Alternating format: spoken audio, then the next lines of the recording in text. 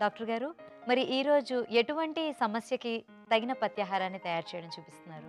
అంటే ఇవాళ ముఖ్యంగా ఏంటంటే కడుపులో పురుగులు. ఈ కడుపులో పురుగులు అనే సమస్య అంటే వార్మ్స్ ఇన్ఫెస్టేషన్ అంటాము.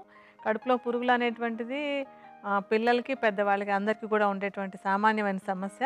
ఈ సమస్య ఉన్న వాళ్ళకి దాన్ని తగ్గించుకోవడానికి ఉపయోగపడే ఒక మంచి పథ్యాహారం తయారు చేద్దాం.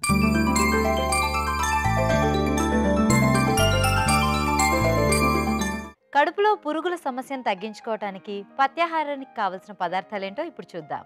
ఉసిరికాయ, తానికాయ, కరక్కాయ, దంపుడు బియ్యం, ఆవ నూనె. కడుపులో పురుగుల సమస్యను తగ్గించుకోవటానికి పథ్యాహారానికి కావలసిన పదార్థాలేంటో చూసాం కదా. ఇప్పుడు దాని తయారీ విధానం ఏంటో డాక్టర్ గారిని అడిగి తెలుసుకుందాం. డాక్టర్ గారు, ముందుగా ఎలా తయారు చేసుకోవాలంటారు? ఇప్పుడు తయారు చేసుకోవడానికి ముందు ఏంటంటే మనం స్టవ్ వెలిగించి పాన్ పెట్టి అందులో నీళ్లు పెడదాం. ముందు స్టవ్ వెలిగించండి.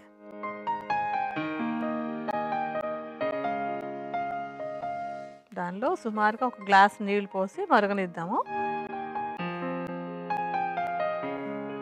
ఇప్పుడు ఈ నీళ్లు కాగేలోపుగా మనం కావాల్సిన పదార్థాల గురించి మాట్లాడుకుందాం. దీనికి ఏంటంటే ముఖ్యంగా మనకు కావాల్సినటువంటిది త్రిఫలాలు.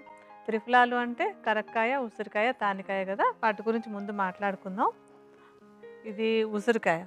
ఉసిరికాయని ఎండబెట్టినటువంటి అంటే వరుగు అంటాం దీన్ని, ఎండబెట్టినటువంటిది అనమాట. ఉసిరి తాజాగా దొరికినా వాడుకోవచ్చు, కానీ మనకి అన్ని సీజన్స్లో దొరకదు కనుక దాన్ని విడిగా తీసుకుంటాం. ఉసిరికాయ ఏంటంటే ఒక మంచి రసాయనంగా పనిచేసి కడుపులో ఉండేటువంటి వాతావరణం అంతా పురుగులకు అనుకూలంగా లేకుండా ఉండేలాగా ఉపయోగపడుతుంది. సో ఉసిరికాయ. తర్వాత మనం తీసుకోపోయేటువంటిది కరక్కాయ. కరక్కాయలు ఏంటంటే విరేచనం సాఫీగా అయిపోయేలాగా చేస్తాయి అన్నమాట. కడుపులో ఎవరికైనా మలబద్ధకం ఉన్నా కూడా ఇస్తూ ఉంటాం. విరేచనం సాఫీగా అవడానికి ఉపయోగపడుతుంది.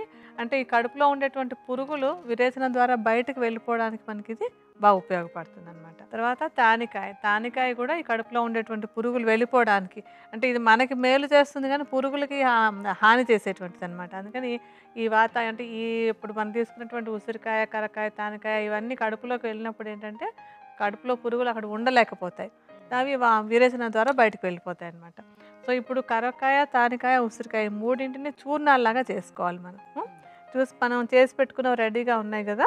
సో ఉసిరికాయ చూర్ణాన్ని, కరక్కాయ చూర్ణాన్ని, తర్వాత తానికాయ చూర్ణాన్ని మూడింటిని కలిపేసి కూడా పెట్టుకోవచ్చు, లేకపోతే విడివిడిగా కూడా తీసుకోవచ్చు. ఇప్పుడు మూడింటిని మనం ఒక్కొక్క చెంచా పరిమాణంలో ఇందులో వేసుకుందాం.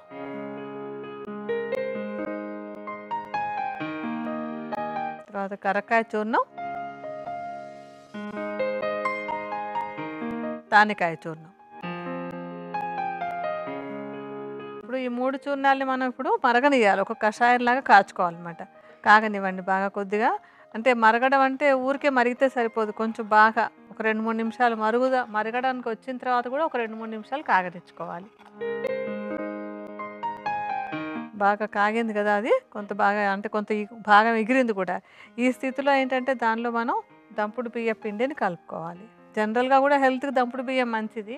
దంపుడు బియ్యం అది తీసుకున్నప్పుడు మనకు అరుగుదల కానీ విరేచనం సాఫీ కావడానికి కానీ చక్కగా ఉపయోగపడుతుంది. అంటే జనరల్ హెల్త్ కూడా మంచిది కనుక దంపుడు బియ్యాన్ని వాడుకుంటాం. దంపుడు బియ్యాన్ని మెత్తటి పిండిలా చేసేసుకుని ఆ పిండిని సుమారుగా ఒక గరిటెడు పిండిని ఈ కషాయంలో వేసి ఉడికించుకుందాం.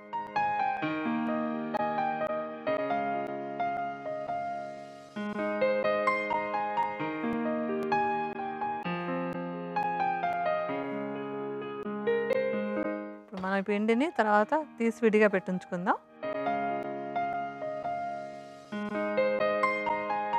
దీంతో మనం చిన్న చిన్న రొట్టెలాగా కాల్చాలన్నమాట. సో దీనికి మళ్ళీ స్టవ్ వెలిగించుకుని పెనం పెట్టుకుందాం.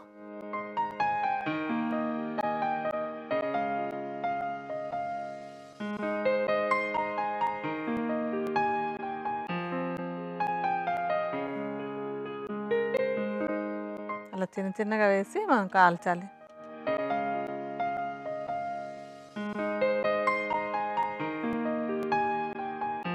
ఇప్పుడు ఏంటంటే వీటిని కాల్చుకోవడానికి మనం నార్మల్గా నువ్వుల నూనె కాకుండా కొద్దిగా ఆవ నూనె వేసుకుందాం.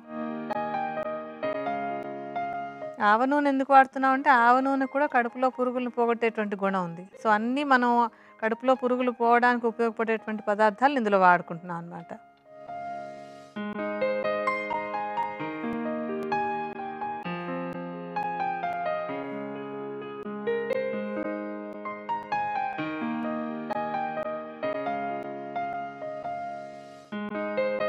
రెండు పక్కల బాగా కాలాయి కదమ్మా అవి. ఇవి మనం తీసేసి ప్లేట్లో పెట్టేసుకుందాం. ఇప్పుడు మన పత్యాహారం రెడీ అయిపోయినట్టు. దీన్ని ఎలా తీసుకోవాలంటారు డాక్టర్? అంటే ఇప్పుడు ఇది ఎలాగంటే కడుపులో పురుగుల సమస్య ఉన్నటువంటి వాళ్ళు కనీసం ఒక వారం రోజుల పాటు ప్రతిరోజు ఒక స్నాక్ లాగా, సాయంత్రం పూట ఒక స్నాక్ లాగా, రోజు ఇప్పుడు మనం చేసినట్టుగా ఒక 3 ఈ పరిమాణాలు. అంటే చిన్నపిల్లలైతే ఒక చిన్న 3, కొంచెం పెద్ద వయసు ఉన్నటువంటి వాళ్ళైతే 4, 5 చొప్పున రోజు తీసుకున్నట్టయితే ఒక వారం రోజుల పాటు తీసుకుంటే ఈ కడుపులో పురుగుల సమస్య తగ్గించుకోవడానికి ఈ ఆహారం ఒక మంచి ఔషధంగా చక్కగా ఉపయోగపడుతుంది.